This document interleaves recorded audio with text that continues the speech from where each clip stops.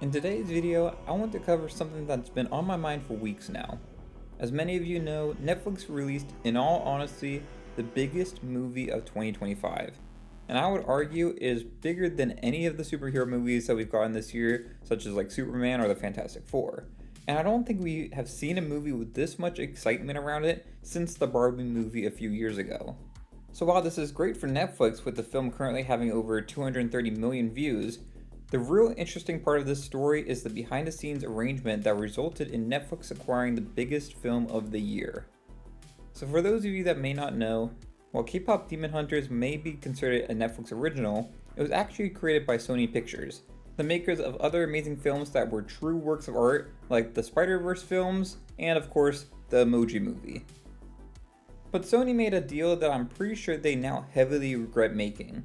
K-pop Demon Hunters was part of a pretty unique arrangement stemming from the COVID era where Netflix would fund the creation of a set amount of movies and would pay Sony the amount the films were budgeted for, as well as a premium on top of that, which sources familiar with this claim that that's about 25% of the budget. Now on the surface, this is a good deal for Sony, where there is no risk of taking a loss with these films, and they can ensure a modest return on their investment. But the flip side of this is that if they make something that's really successful, as we've seen with K-pop Demon Hunters, then they do not receive any of the rewards from creating it. However, this deal does get more interesting because Netflix got a lot more than just having the movie exclusively on their service. This is really where I think Sony is regretting their decision. First, they gave up all distribution rights for the film to Netflix, which includes a theatrical release, which Netflix, in a rare move, just did for a limited 2-day run, which earned Netflix an easy 18 million. They likely could have made a lot more from this if they kept it in theaters longer and if they had it available at more theaters, because it was still a pretty limited run release. So already just that alone is a pretty sweet deal for them, but Sony gave up even more to Netflix. Netflix now also has all the sequel, spin-off, and TV rights for the franchise, meaning that they have full control over what happens next with K-pop Demon Hunters, and based off the success we've seen so far, I can guarantee you a sequel or a new show are definitely in the works right now. Netflix is aiming for this to be their equivalent to Frozen, and I would argue there's a good chance that this could be even bigger than that.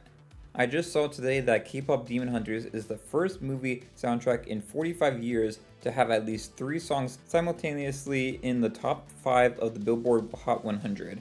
The last film to do that was Saturday Night Fever. Speaking of music though, Netflix also gained ownership of all the music rights for the film, which, as we've already gone over, has been extremely successful. The music rights alone likely will make a significant amount of profit for them. It's honestly crazy to me that Sony would make this deal where they gave up so much, which begs the question, why did they do it? As we discussed earlier, this deal was conceived in 2021 when COVID was still a big concern and the future of movie theaters were still in the air. While other studios were busy working on their own streaming services to compete with Netflix, Sony decided to stay out of the streaming game and instead sell their streaming rights to the highest bidder. I think this was still the best decision for them. The world doesn't really need another streaming service, but the issue Sony was facing was the uncertainty that their films could not survive without a strong theatrical run. So in comes Netflix, who offers to guarantee them a small profit in exchange for all the rights to those new potential franchises.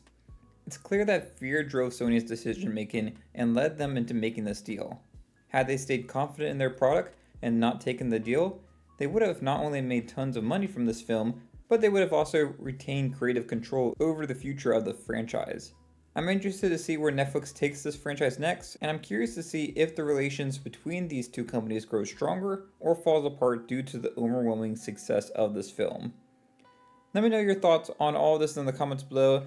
What do you think about this arrangement between Netflix and Sony? Do you think Sony got screwed out, or do you think it's still a fair deal for Sony with this? I'd love to hear y'all's thoughts in the comments below, but if you enjoyed this video, it'd be great if you have to like and subscribe. And until next time, thanks for watching, and I'll see y'all later. Bye y'all.